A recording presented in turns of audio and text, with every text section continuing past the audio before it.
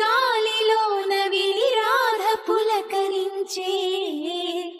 ముగ్ధ మోహనుని మదన సుందరుని తరుణి కాంచనించే car చీకటిలో దీపమల్లె ఘనశ్యాముడెదురు పడడే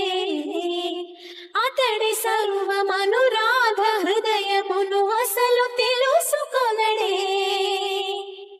పెదవి ఉనికి నిందుకనో